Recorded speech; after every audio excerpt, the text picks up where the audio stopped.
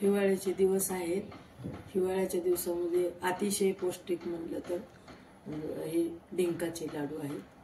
हिवाळा चालू झालेला आहे आपला. हा सीझन खूप हेल्दी असतो.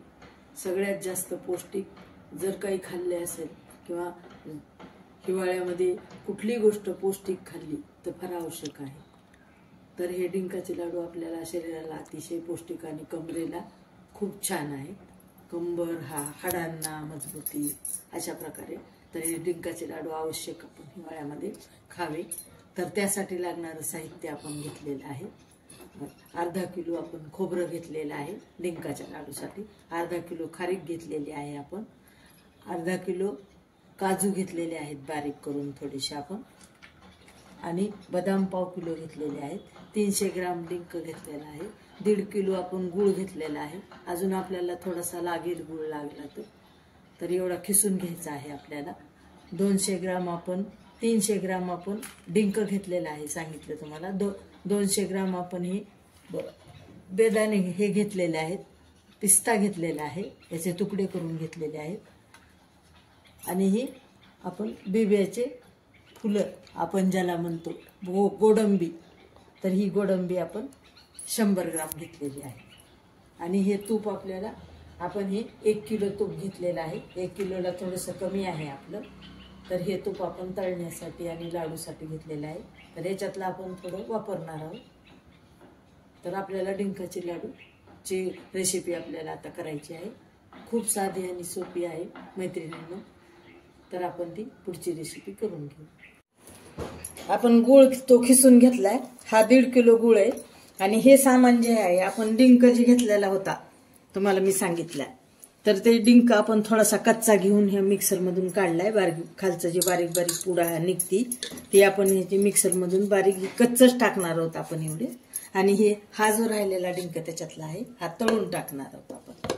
हा जो डिंक आहे हा तळून टाकणार आहोत. आणि हे जे आहे ते आपण थोडा कच्चा घेतलाय बारीक. तर हे जे आहे बाकीचं सामान, हे खारीक अर्धा किलो आहे. अर्धा किलो खोबरं आहे आपलं. अर्धा किलो काजू आहेत.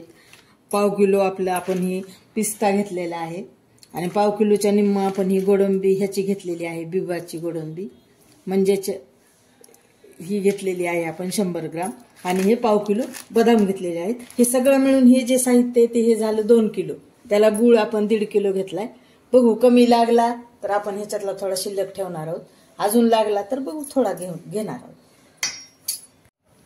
आपण गॅस चालू केलाय. आता कढई तापायला ठेवलेलीच आहे.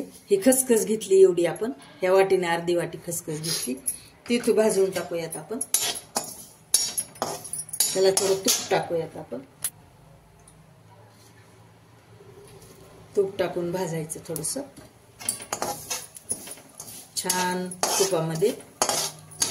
काय होतं बघा, तुपामध्ये भाजून सगळं घेतलं ना खराब होत नाहीत. लाडू फार दिवस टिकतात आणि खायला पण खमंग लागतात. असं कच्च्याचं ह्याचं पण आपण करू शकतो, पण ते कच्च्या ह्याचं कसं आहे खमंग लागत नाही आणि टिकत पण नाही. याच्यात हे आता आपलं थोडं भाजत आलेलं आहे खसखस. याच्यामध्ये आपण ही खारीक पूड भाजून घेणार आहोत. हे आपण घेतलेली अर्धा किलो खारीक पूड तुम्हाला सांगितल्याप्रमाणे ही भाजून घ्यायची. याच्यामध्ये आपण तूप टाकणार आहोत. तूप आपण इकडं चांगलं घरचं तूप आहे, आपण पातळ करून घेतलेलं आहे पातेल्यामध्ये.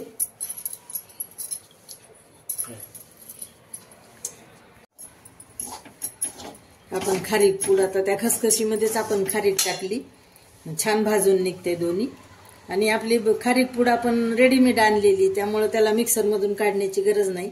पण बाकीचा मसाला आपल्याला मिक्सरमधून काढावा लागणार आहे. आता आपण तूप टाकून छान खारकेला कसं जास्त भाजण्याची पण गरज नसते, पटकन भाजल्या जाते. खसखस आणि खारीक कशी पटकन भाजल्या जाते. अशी एकत्र खूप छान भाजल्या जाते. अर्धवट खारीक हे भाजायचं आपण खसखस आणि त्याच्यामध्ये आता खारीक छान भाजून घ्यायची. आपण खारीक छान भाजलेला छान त्याचा सुवास येऊस तरच भाजायचं. जास्त खारीक भाजायची नाही, कारण ते मग करपल्या जातं. असं छान आपला कलर सुद्धा किती छान आलेला आहे. आपलं हे भाजल्या गेलं बघा. आता आपण थंड करायला ठेवू. बंद करून टाकू गॅस आपण. झालं आपलं हे. आपण खोबऱ्याचा खिस आता घेतलेला आहे भाजायला. याला आपण तूप टाकून चांगलं भाजून घेऊ. खमंग चांगलं छान थोडासा लालसर झाला पाहिजे असा भाजून घेऊ. तूप टाकलेलं आहे. आपली खारीक पुडी ही भाजून आपण खाली काढून घेतलेली आहे. आपली भाजून झाली. आता आपण खोबरं भाजणार आहोत. आपलं खोबरं भाजलेलं आहे.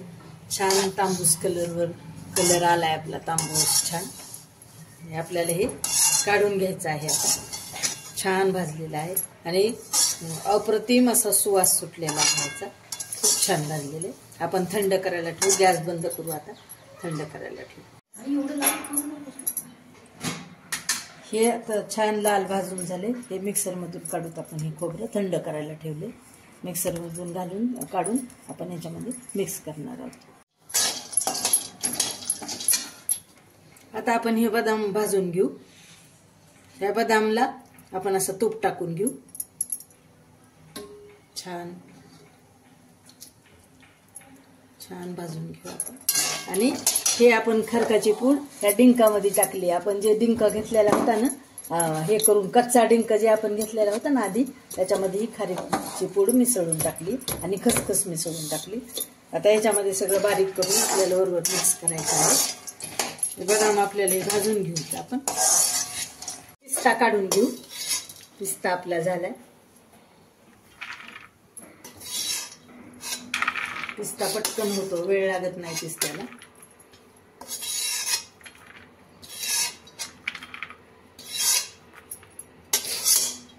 आपण चांगलं सगळं काढून घेऊ याच्यामध्ये.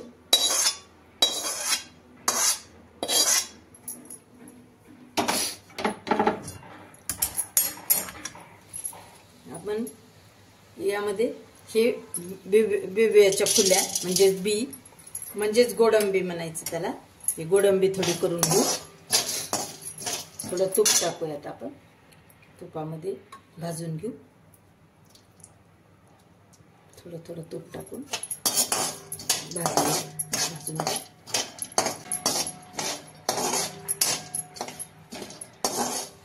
फार बिब्याची गोडंबी सुद्धा अत्यंत पौष्टिक असते. कमरेला खूप छान असते आणि हाडाला खूप चांगली असते. डिंकाचे लाडू तसेच सगळे पौष्टिक असतात. हाडाला आणि कमरेला खूप छान असते. हिवाळ्यामध्ये आपण एक वर्षाला एकदा का होईना डिंकाचे लाडू, मेथ्याचे लाडू, शेपाचे लाडू आणि आळेवाचे लाडू तर हे आपण केलंच पाहिजे. हे झाली बघा आपली गोडंबी. पटकन होतीये. जास्त वेळ लागत नाही. आता आपण ही काढून घेऊ. यामध्ये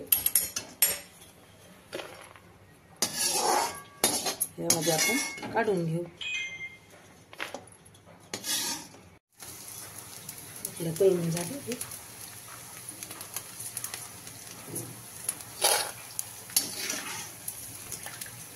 असा काढून घ्यायचं सगळं तळून.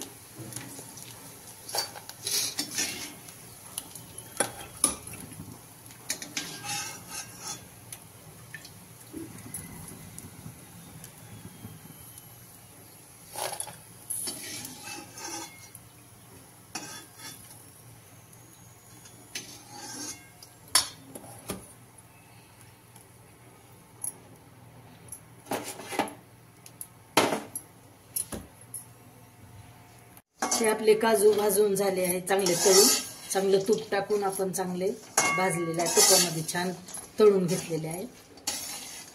असे लाल झालेत आपले. तर आता आपण गॅस बंद करून टाकू. हे काजू आपले झाले छान खमंग. छान सुवास येत आहे. अप्रतिम असा सुवास. त्यामुळे आपण बंद करून टाकू गॅस. आता काजू म्हणले का याच्यातच आपण काजू टाकून घेणार आहोत. आणि आता हे थंड झालं की मिक्सरमधून काढून घेणार आहोत. याच्यामध्येच टाकले आपण. याच मिश्रणात आपण बदाम ते सगळं तळून घेतले ना, पिस्ता वगैरे गोडंबी, त्याच्यातच आपण हे मिक्स केलेलं आहे. आपण आता याच्यामध्ये आपण खोबरं मिक्स करून टाकलं. खारीक आहेच आपण टाकलेली, तळलेली खसखस आणि दळलेला डिंक. आपण कच्चा डिंक थोडासा टाकलेला आहे त्याला, एक अर्धी वाटी. आणि आता हे सगळं बाकीचं मिक्स आहे. याच्यामध्ये आता हे काजू आहेत, बदाम, पिस्ता आणि बी आहे त्या ह्याचं गोडंबी आहे बिब्याची. हे सगळं मिक्स आपण त्याच्यामध्ये मिक्स करून टाकू. मिक्सरमधून काढून आता त्याच्यामध्ये आपल्याला मिक्स करायचं. बघा आपण हे सगळं आत्ता सगळं मिक्सरमधून काढून घेतले. आता हे सगळं मिक्स करायचं आपल्याला. सगळं घेतलं मिक्सरमधून तळून आणि मिक्सरमधून काढून घेतलं सगळंच. आता हे डिंक आपण नुसतं तळलाय, याला आपल्याला असंच मिक्स करायचं आहे. नुसतं सगळं मिक्स करून घ्यायचं. हे डिंक आपल्याला बारीक नाही करायचा आहे, असाच छान लागतो ह्या लाडूमध्ये डिंक. त्यामुळं हा असाच मिक्स करून सगळं मिक्स करून घ्यायचं. आता सगळं छान मिक्स झालेलं आहे. आता आपल्याला याचे लाडू बनवायचे आहेत. आता गुळाचा पाक करून घेऊ आपण. पुढची रेसिपी नंतर आपण करणार आहे. तापायला आता लाडूसाठी गॅस चालू करून आता तूप गरम होऊ देऊ आपण. आणि ही जे डिंक आहे हे आपण थोडंसं ताटात थोडं थोडं काढून घ्यायचं आणि थोडा थोडा तूप गुळ घालायचा याचा गरम करून आणि थोडे थोडे लाडू करून घ्यायचे. त्याच्यामध्ये असं घालून घ्यायचं, त्याच्यात काढून घ्यायचं आणि पुन्हा थोडं थोडं हे बाजूला ठेवून द्यायचं. आणि ह्याच्यामध्ये थोडं थोडं गुळ घालून आपल्याला लाडू वळायचे. आपण गॅस मोठा करून तूप तापवून घेतलेले. आता तूप बारीक करून आपल्याला गुळ टाकून लाडू बनवायचे. आता आपण याच्यामध्ये गुळ टाकून घेऊ. तुपामध्ये असा गुळ टाकून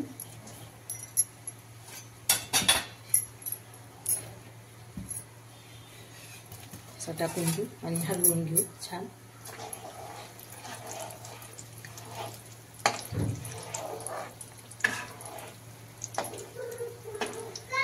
असं छान तुपामध्ये गुळ हे करून घ्यायचं.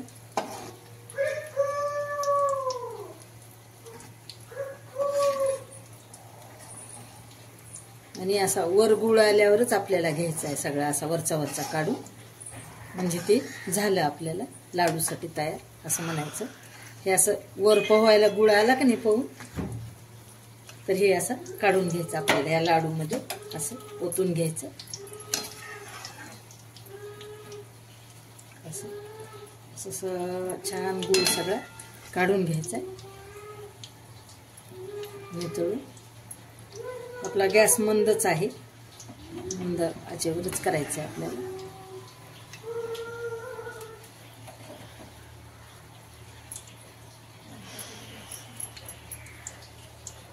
गॅस बंद करून टाकला. आता आपण हे फक्त गुळ काढून घ्यायचं. आता आपण हे लाडू वळून घ्यायचे सगळे. ते वरचा गुळ घेऊन आपण हे सगळं असं मिक्स करून घेतलंय. ते सगळा पोहून आलेला जे गुळ आहे ना आपला तुपावरचा, त्याच्यात सगळा मिक्स करून घेतला आणि असं हे सगळं सारखं करून घेतलं. आता याचे आपल्याला लाडू बनवायचे. असं सगळं मिक्स करून घेतलेलं आहे आपण.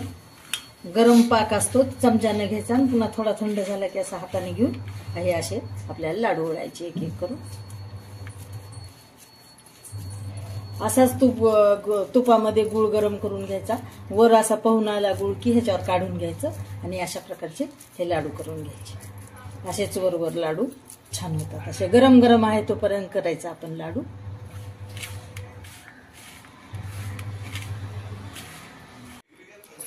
हे असे सगळे 4-4-5-5 लाडू करून आपण गुळ ते तुम्हाला सांगितल्याप्रमाणे सगळा गरम करून असा पोहायला गुळ आला की काढून घ्यायचा थोडा थोडा आणि त्या असं करून हे आपले सगळे लाडू तयार झाले. 120 लाडू झाले बघा हे.